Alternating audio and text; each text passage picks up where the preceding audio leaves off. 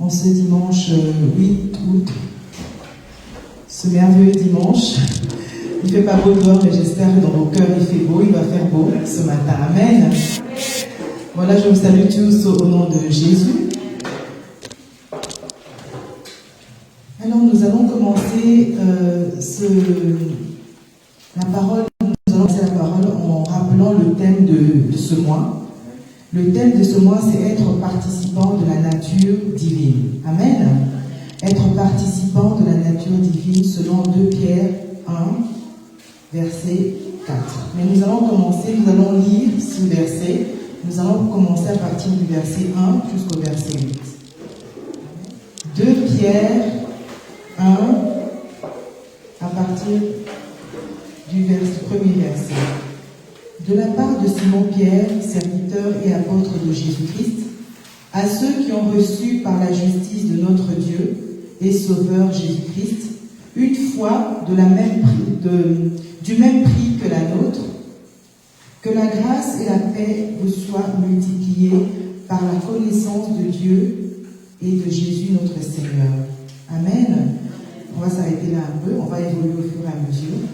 Donc, Simon-Pierre souhaite que le peuple de Dieu, que nous autres, avons la même foi que lui, que nous ayons la paix et la grâce multipliées par la connaissance de Dieu et de Jésus-Christ. Amen. Ça, c'est un souhait qu'il nous fait aujourd'hui, qu'il nous adresse aujourd'hui à travers ces Écritures. Il nous souhaite vraiment que la grâce et la paix qui surpasse toute intelligence, se multiplie tout le temps, continuellement dans notre vie.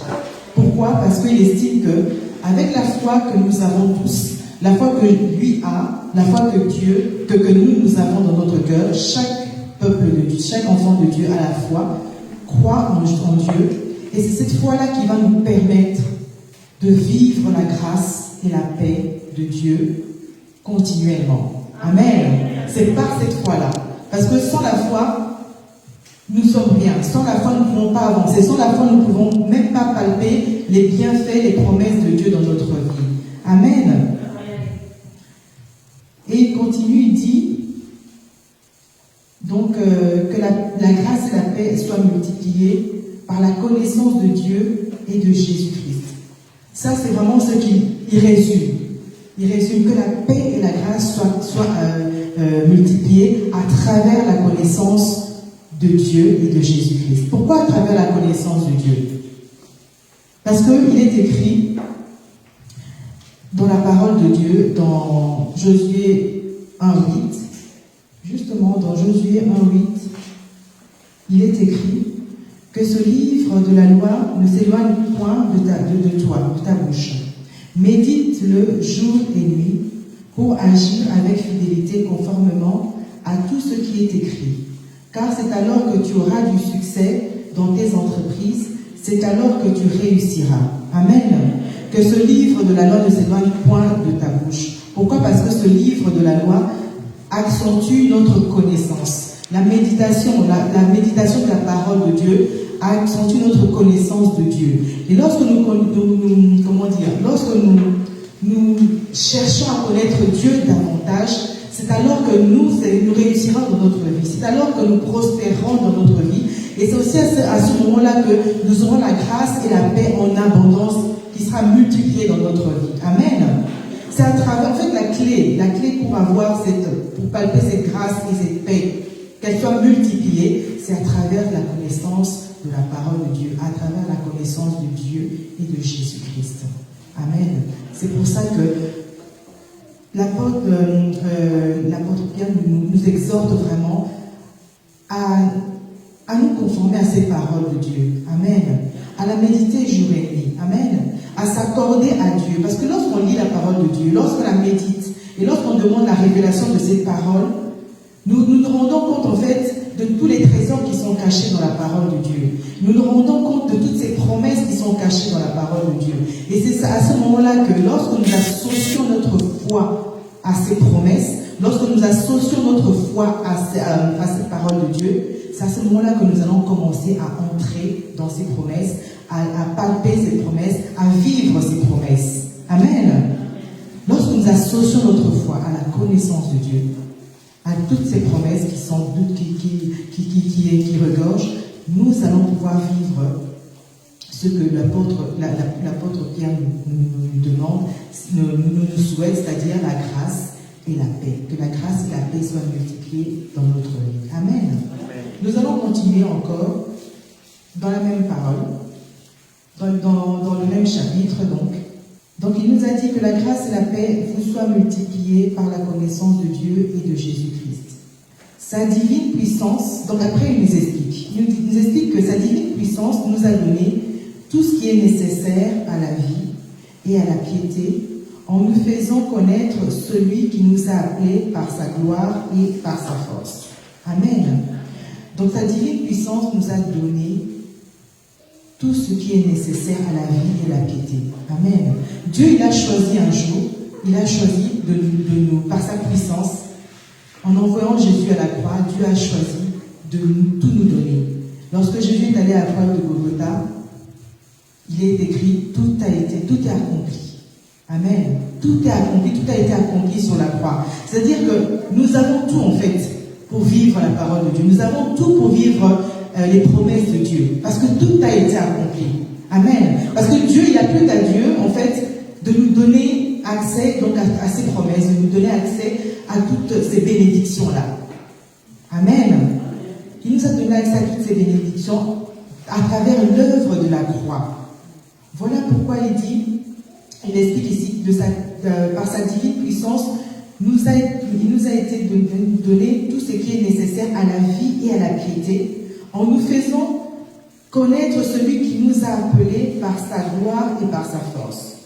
Alors il continue, il dit, celui-ci nous assure les plus grandes et les plus précieuses promesses. Amen.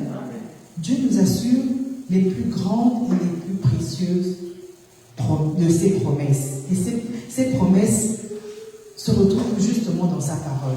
Il ne faut pas chercher midi 14 heures. Il ne faut pas aller chercher ailleurs, en fait, parce que tout se trouve dans la parole de Dieu. Amen. Tout se trouve dans la parole de Dieu. Tout ce dont nous avons besoin se trouve dans la parole de Dieu. Et alors, lorsque Jésus est monté sur la croix, il nous a justement donné accès à cela. Parce qu'il nous a donné la vie éternelle à travers l'acte de la foi. Amen. À travers l'acte de la foi, il nous a donné une vie, il nous a permis de devenir une nouvelle créature. Lorsque nous acceptons que Jésus est monté sur la croix, qu'il est notre sauveur, nous acceptons de vivre, de rentrer dans une nouvelle vie, de devenir des nouvelles créatures. Et ces nouvelles créatures, ce sont ces personnes qui vont pouvoir palper et vivre les promesses de Dieu. Amen. Alors, il continue. Il dit ainsi, grâce à elle, donc à ces promesses, vous pouvez fuir la corruption qui existe dans de nombreuses... Vous pouvez fuir la corruption qui existe dans le monde par la convoitise et devenir participant de la nature divine. Amen. Donc, à travers la foi que nous avons, pour croire à la parole que Dieu nous a donnée, pour croire à la parole de Dieu, pour accéder aussi à la connaissance de Dieu, nous pouvons en fait,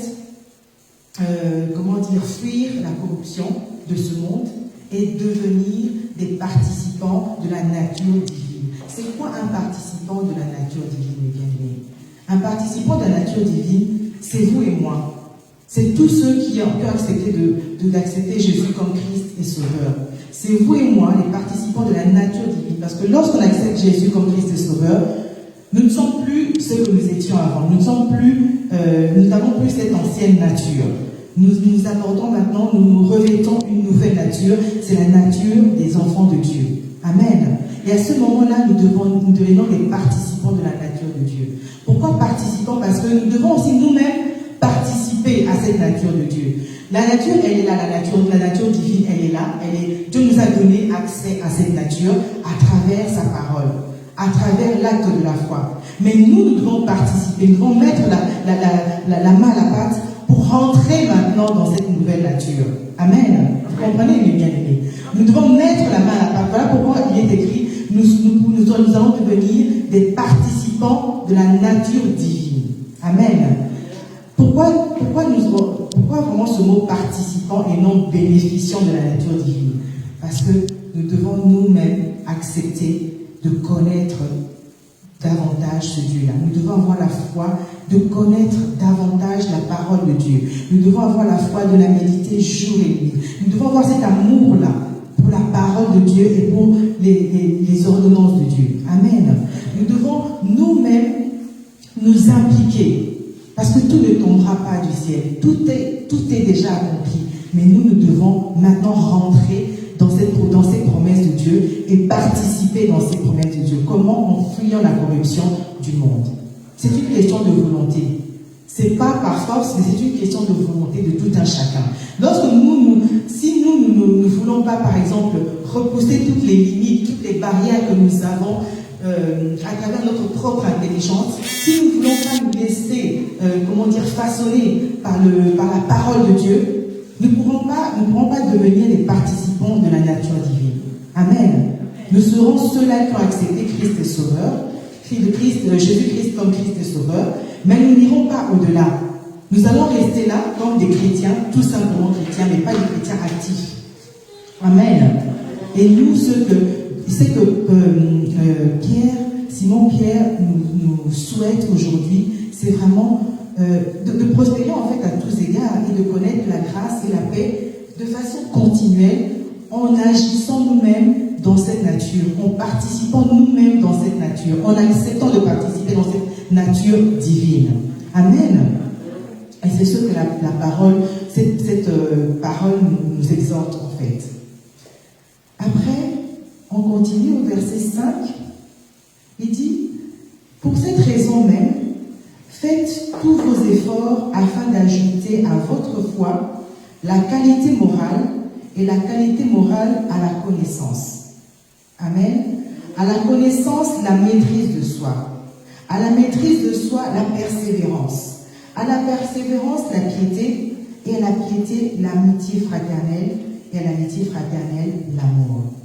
Tout est en fait dans ces versets, en fait.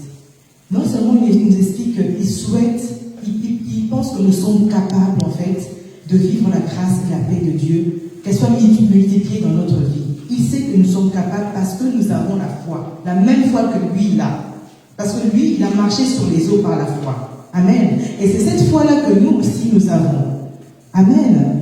Nous avons la possibilité de manifester cette foi, d'accentuer encore notre foi. Amen.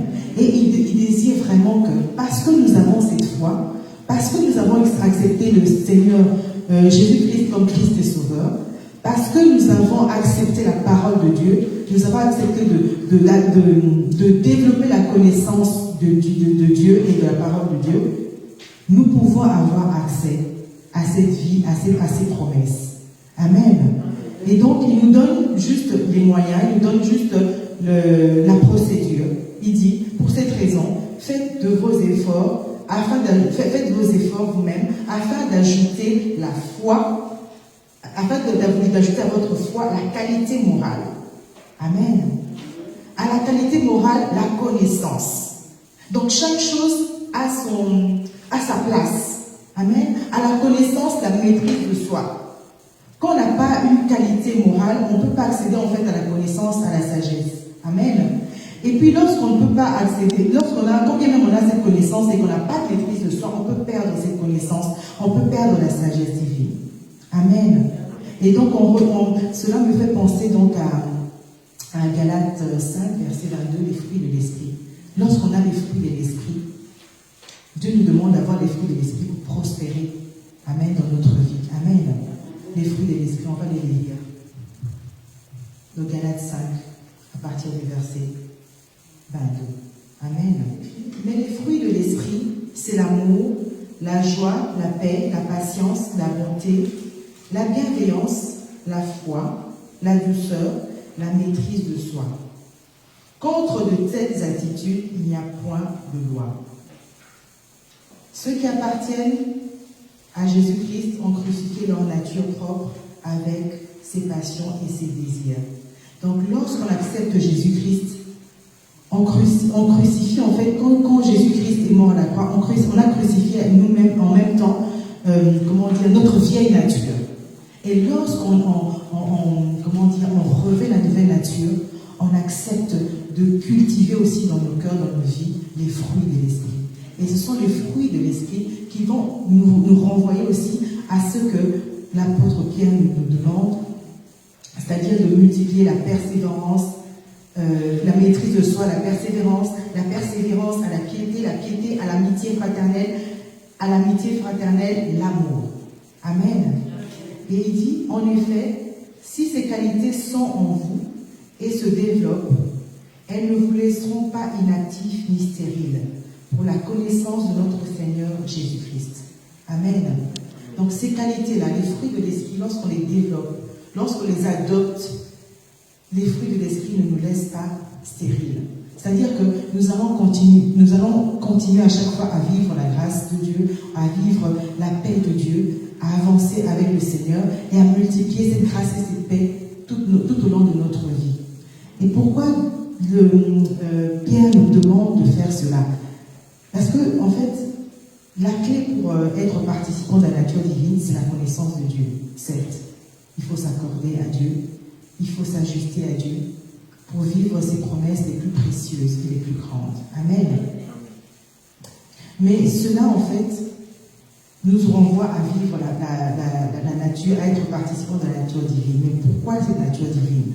Premièrement, c'est pour nous. Vivre la nature divine, c'est pour nous, en fait. Dans un premier temps, on vit la nature. Quand on est participant de la nature divine, on voit quoi? On voit les promesses de Dieu se réaliser dans notre vie. Toutes les promesses de Dieu se réaliseront dans notre vie lorsqu'on suit vraiment, les conseils de Simon-Pierre. Amen. Mais non seulement au-delà de notre vie, nous devons participer à la nature divine, mais aussi pour les nations. Parce que Dieu, Dieu en fait, lorsqu'il réalise nos promesses, il nous fait du bien, certes, mais c'est pour que nous, en retour, nous puissions aussi aller faire du bien à la nation. Amen. C'est pour que nous puissions aussi sortir, nous puissions être fortifiés, nous puissions être à l'aise pour sortir et aller faire tout simplement de toutes les nations des disciples. Amen. Parce que la nation attend avec un ardent désir la manifestation du Fils de Dieu. La nation attend que nous puissions nous manifester afin qu'eux ils puissent voir à travers nous la vie de Dieu. Amen. C'est aussi pour ça, c'est pour aller impacter les nations que Dieu nous demande de devenir des participants de la nature divine. Amen. Parce que sans vivre cette nature divine, nous ne pouvons pas être un témoignage pour notre Dieu. Nous ne pouvons pas être les ambassadeurs de Dieu. Amen. Et pour remplir cette mission, qui est d'aller et d'évangéliser, de faire de toutes les nations des disciples, d'apporter la parole de Dieu dans le monde, afin que le monde aussi soit sauvé, nous avons besoin de devenir des participants de la nature divine. Amen. Amen. Donc, ce thème du mois sera développé tout le long du mois et vous allez comprendre vraiment le but, non seulement la raison d'être participant de la nature divine, le but d'être participant de la nature divine. Quels sont nos objectifs aujourd'hui?